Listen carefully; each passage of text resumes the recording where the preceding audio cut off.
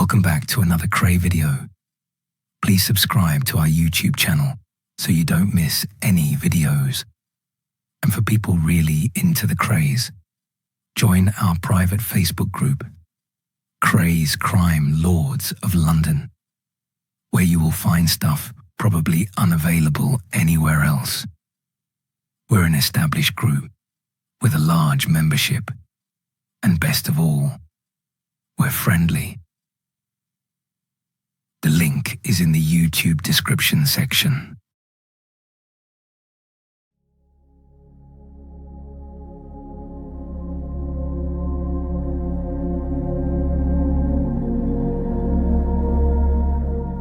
My name is Leonard Ernest Reed. I was known by everyone who knew me as Nipper Reed. I was born in Nottingham on the 31st of March in 1925. During my working life, I was a policeman and rose to the rank of Chief Superintendent of the Metropolitan Police's murder squad. I led the investigation into the arrest and eventual conviction of the Kray twins and their firm in 1968 and 1969. Away from my police work, my passion was boxing, and I became a boxing administrator, a position I held for many years. Here is my story.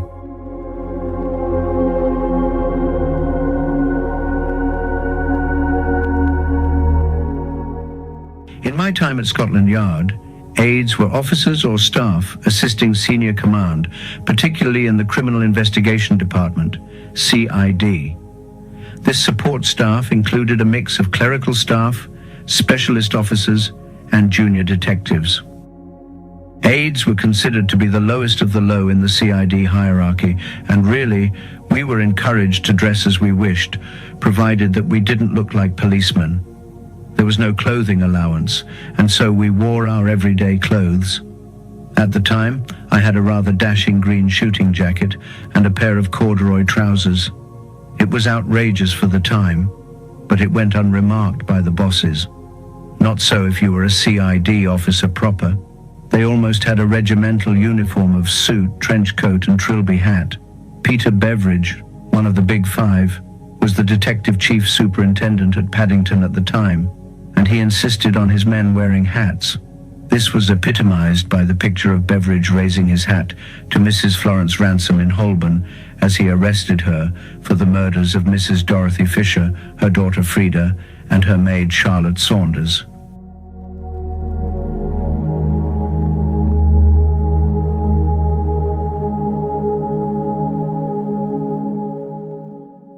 There was one man I remember at Albany Street. He had a very fine head of dark wavy hair, of which he was very proud, and he would never wear a hat. Beveridge warned him once, saying that if he wanted to be a detective, he must wear a hat. "I never wear a hat," the man replied. "You will if you want to be a detective," replied Beveridge. The next time he saw the man, he still had no hat, so he said, "If you can't get yourself a hat, I can get you one." 2 days later, the officer, who was really quite a good detective, was back in uniform wearing a helmet. Ken Jones, who ended his career as a detective chief superintendent with the murder squad, was luckier. He and I had been out patrolling St. John's Wood and came back to find Beveridge on a spot check, sitting at the desk in the CID room. Quick as a flash, Ken made a gesture towards the hat stand inside the door, as though he was hanging his hat up. "You'll have to be quicker than that, Mr. Jones," said Beveridge. "Where's your hat?" And when Ken admitted he did not have this essential piece of equipment, he was sent straight on a bus to Selfridges to buy one.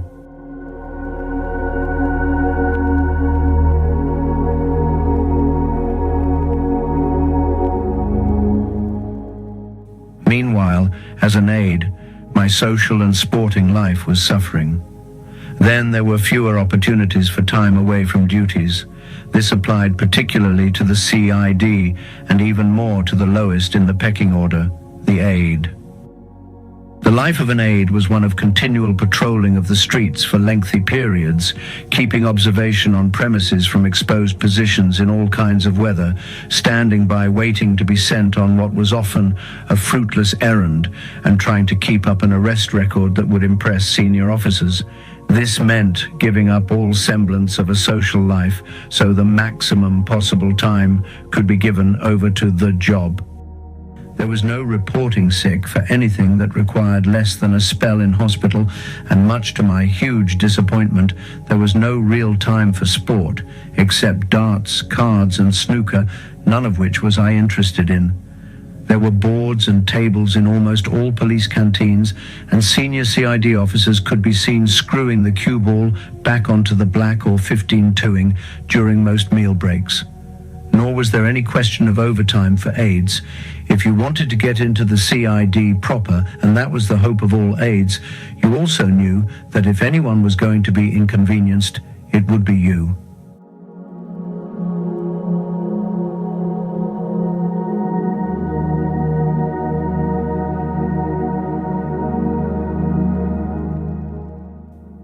An aide in those days worked a 12-hour tour at least 4 days a week. However, somehow, I still managed to be active in the police athletics team, a keen footballer, and remain in the boxing championships. Unfortunately, I was the only boxer at that level in the division, and so I had to train alone. And that, as anyone who knows anything about boxing will agree, is disastrous. I used to train early in the morning, 3 miles round Regent's Park, finishing with sprints and a workout in the gym in the police section house where I lived, before reporting for duty. I couldn't wait until the evening, as I never knew when I would finish work. I won the championship again in 1949, but I was finding it more and more difficult because of a lack of training facilities.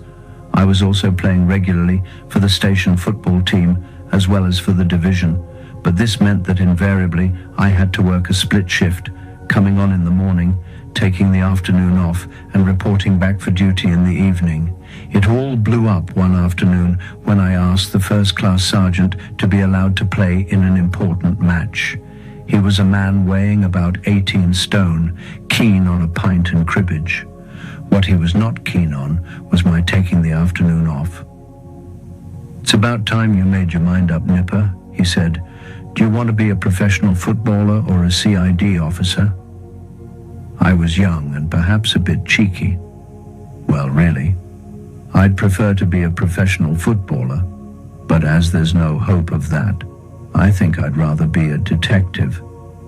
He did not like my reply one little bit, and I had a severe dressing down in which he outlined my career prospects if I continued the way I was going, ending with the warning, "You can always go back to wearing a big hat, you know."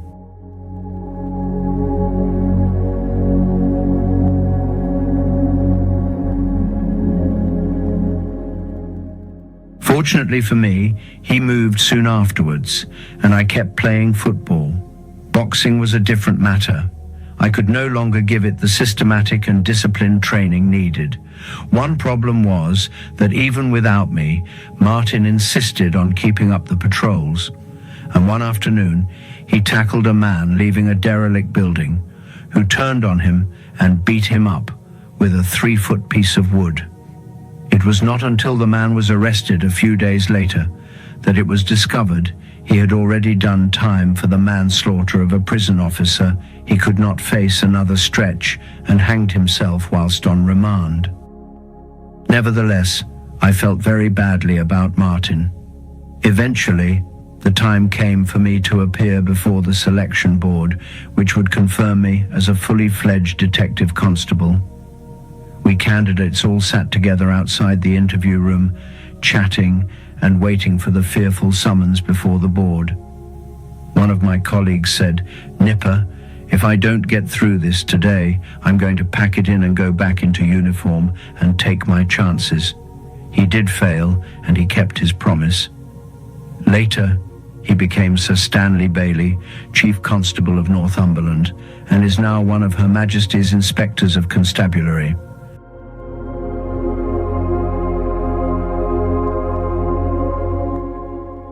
I passed and was sent to Harlesden, where I started my career as a detective by almost burning down the CID office. At the time, the Harlesden CID office was a shed with a high-pitched wooden roof in the station yard, heated by an old-fashioned pot-bellied coke-fed type of stove. On Sunday duty, it was my job to feed it. Sunday was a split-shift day, on from 9 until 1, when I had to bank up the stove to make sure it was burning when I returned at 6. I then had to bank it again and pull the damper in, leaving it to slow burn until I could tend to it again. One Sunday, I came on at 6 p.m., pushed the damper out and opened the trap at the bottom. There was no reaction, and I cursed because the shed was freezing cold. I thought I would make sure I got it going, and I picked up a whiskey bottle now filled with petrol, which was then always kept handy in CID offices to clean off the fingerprint ink when dabs were taken. I pushed the bottle inside the top of the stove and tipped some petrol on the coke. There was no reaction, and so I held it there, pouring in a good dose. Suddenly, with an enormous roar, flames leaped from the bottom of the stove into the room. I pulled the bottle out, but it was ablaze, and now so was my coat sleeve. Instinctively, I threw the bottle onto the floor and watched transfixed as it rolled and smashed, spreading nearly a pint of blazing petrol onto the furniture, which also quickly caught fire. Then I reacted. I dashed to the main building and grabbed a fire extinguisher from the wall. This did little good, mainly because it was empty. No one had ever needed it, and as time had gone by, nobody had bothered to check it. And so I ran back into the yard and dragged the water hose into the room. Training should have told me that this was the worst possible way of dealing with a petrol fire, but I was in a state of panic. Fortunately, it worked rather better, and I got the blaze under control. Looking round, the place was a mess. Desks were charred, a typist's chair reduced to a metal skeleton. Fortunately, there were no calls for me that night, and paperwork was put to one side as I spent the next 3 hours cleaning the place up as best I could.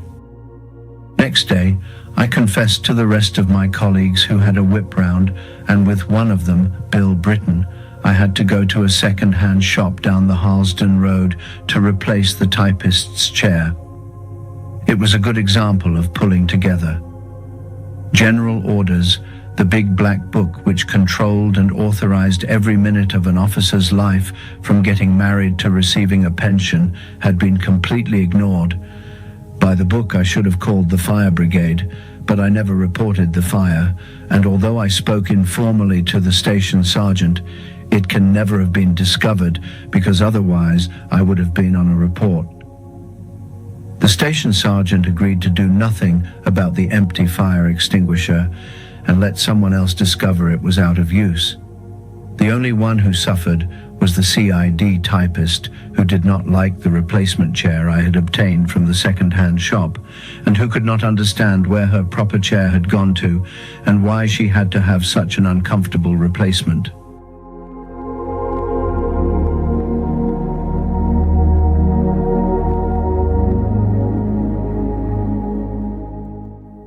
When I first became a detective, we had no means of identifying latent fingerprints. When we visited the scene of a crime, after looking at windows or doors, the probable point of entry, to see if there were any obvious finger marks, we used to breathe on any object we thought might be useful, such as a cigarette box, to see if there was a positive result. If so, and the crime was sufficiently serious, we then had to call a photographer and a fingerprint man from the yard. It was a long and complicated process. Then around that time, we were given a short course in fingerprinting, and each station was given a fingerprint box containing camel hair brushes, black graphite, and grey powder. This was a great novelty at first, and it became fashionable for detectives to leave the nick armed with a little wooden box to examine a reported housebreaking. Dusting for prints is really a very skilled science. Inexpertly applied graphite powder takes some removing, and we young lads often left a trail of damage in our wake.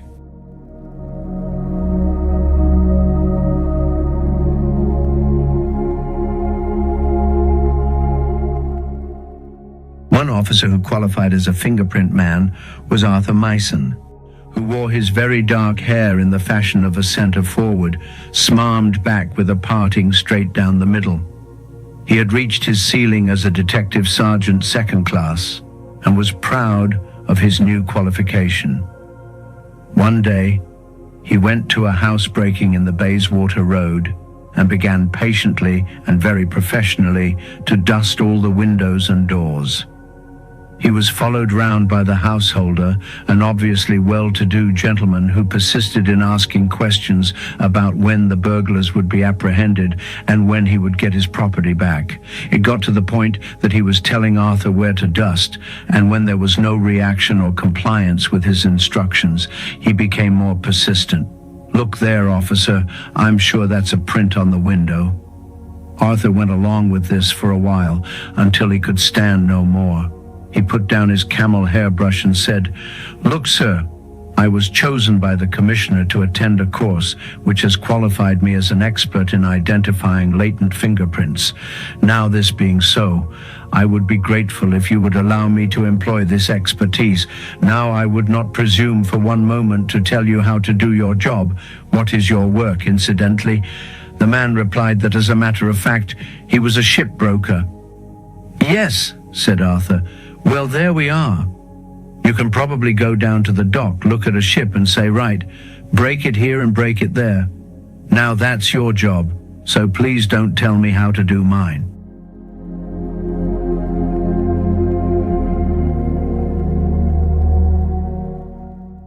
Rather more constructive was the time I spent with one of the great detectives, Bert Hannum, known amongst other things as Suits, because he was always immaculately dressed. At that time, he was an inspector, and he could not have been more helpful to me as a newly appointed detective constable. A lot of people didn't like Bert. They thought he was too flash. He didn't fit into the mold of the popular governor who could outdrink his oldest sergeant or tell the raciest story. But as far as I was concerned, I could not have had a better leader. He was kindness itself to me. He took me to my first post-mortem, explaining what was required of a CID officer at such a time, and whenever there was a serious crime which needed his personal attention, he would co-opt me and have me along as his bag carrier. He made sure I went with him to quarter sessions and to the Old Bailey, so that I became aware of the routine of attending and giving evidence before a judge and jury. He was extremely patient with me and made sure I knew exactly what was going on and, more importantly, the reason why.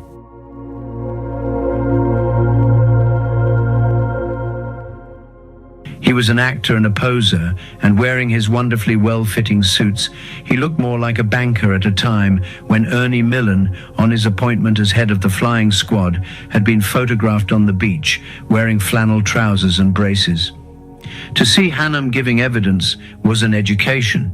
He had an almost photographic memory and, if need be, would demonstrate this by quoting extensively without referring to documents in front of him. He was actually able to recite pages and pages of statements, and he taught me how to do it as well, so that in the future, if notes weren't taken by one of my sergeants, I was able to recall great passages.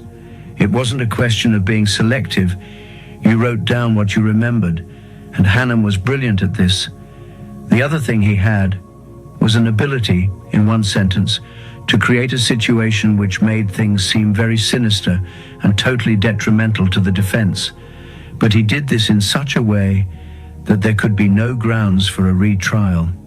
In one case, a corruption trial involving a solicitor and a detective sergeant, when he was giving evidence before the Lord Chief Justice, Hannum handed him a file saying that it contained a report to the Home Office, which I do not want to let out of my hands, and adding, "The report is highly confidential." It was immediately obvious to everybody in the court, including the jury, that the report had gone all the way up to the top, and that the corruption it concerned was the subject of interest at cabinet level. This situation had been created by just one sentence. A lot of officers would have missed the opportunity, but not Bert.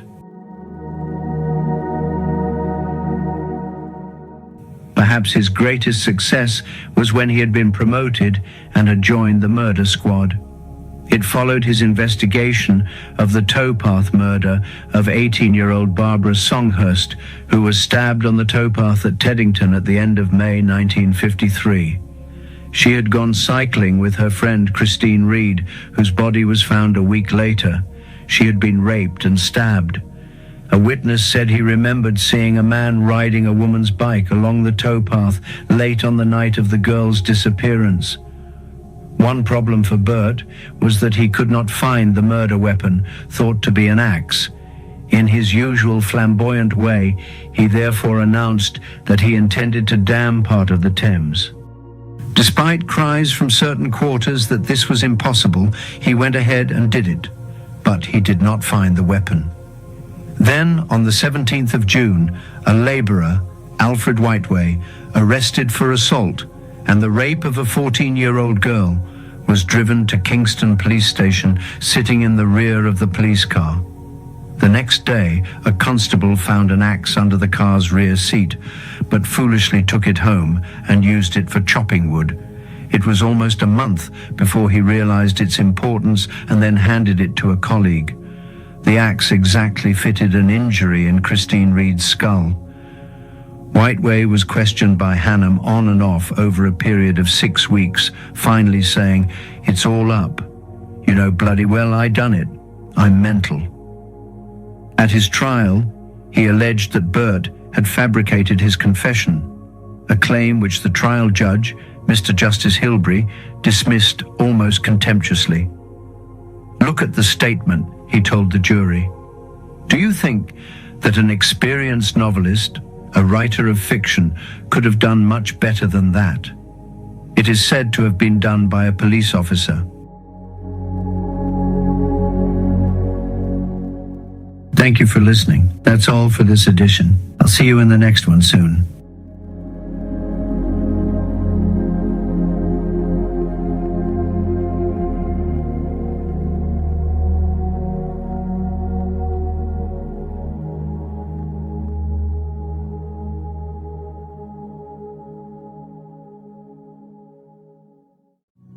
Thank you for watching. If you enjoyed the video, please join our Facebook group. It's called Krays Crime Lords of London. We're a friendly moderated group with over 1,000 Kray and other celebrated gangster videos available for view. There's also thousands of images in the photos sections. The link for the group is in the YouTube description section.